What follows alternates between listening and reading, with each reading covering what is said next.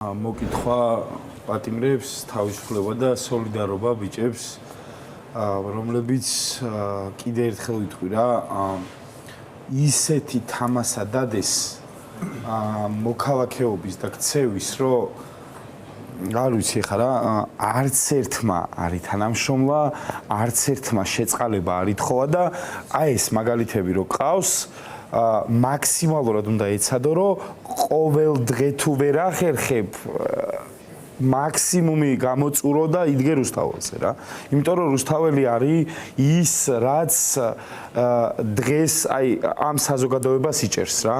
ის, რაც ქართველობას გვინარჩუნებს, იმიტომ რომ ისტორიულად მართლა უსამართლობასთან შეუგუებლობა არის მთელი ჩვენი ეს გენეტიკური ხაზი.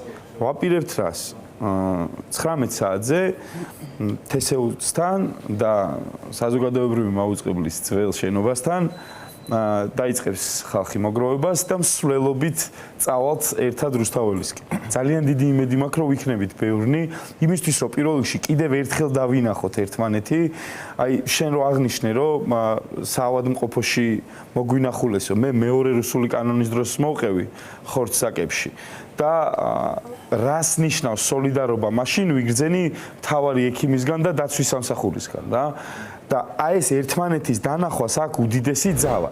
იმიტომ რომ რა არის პერიოდები რომ აი ცოტანი ვართ ხო რუსთაველზე მოვლენ ყველანაირი ახსნა-განმარტების გარეშე აი ყველანაირი კანონის ჩარჩოდან გასულები ზნეობისგან დაცლილები აგდებულად აპატიმრებენ, გიტაცებენ, მიყავხარ და რო ხედავ რომ ირგვლივ ცოტა ადამიანია ისეთია რა, გირტყამს რაღაცნაირად. შენს გადაწყვეტილებას, შენს ხედვას ეგ ვერ შეარყევს, მაგრამ შინაგანად მოქმედებს. და ესეთ დღეებში, როდესაც ვაანონსებთ წინასწარ ერთი წელი გადის, რისი ერთი წელი, ხო? აი, საშინელებას გაუძლო ამ ერმა და ამ საზოგადოებამ. ზუსტად ერთმანეთის დასანახად, პირველ რიგში, რომ ერთმანეთს დავანახოთ, ერთმანეთს ძალა მივცეთ, ერთმანეთი გავაძლიეროთ, მაგიტო გვჭირდება.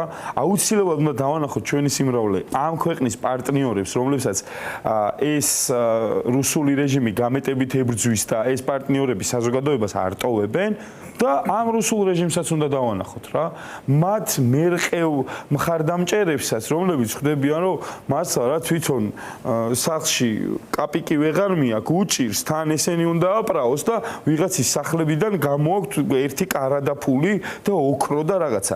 ყველას უნდა დავანახოთ, რომ ბევრნი ვართ და რეალურად ბევრნი ვართ ჩვენ. 1% მაინც ამ ხელისუფლებას რო კონდეს რაღაც კეთილდღეობის შექმნილი ჩვეულებრივი მოქალაქისთვის კიდე რაღაცა სიმყარე ექნებოდათ.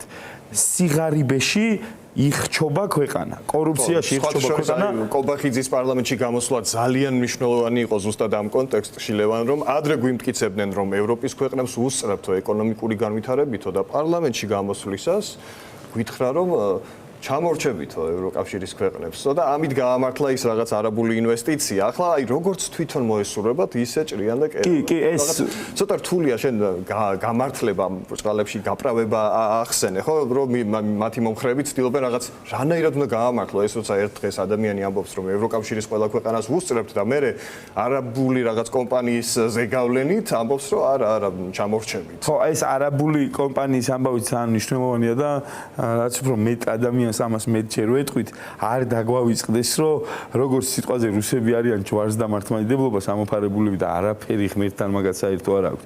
ესენი ხო ეროვნულობას ეფარებოდნენ ესე.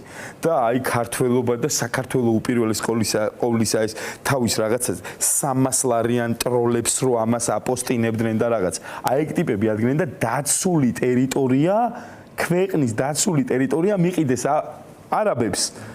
და აი ეს თავისი 300 ლარიანი ტროლებიც ეხა გაანეიტრალეს ამით რა, იმიტომ რომ რანაირად საქართველოს უპირველეს ყოვლისა შემოდინებული რუსები არაბებზე მიყიდული დაცული ტერიტორია, რავი, გაჭირვება, ასობით უკანონო პატიმარი და რა ის ღირსები.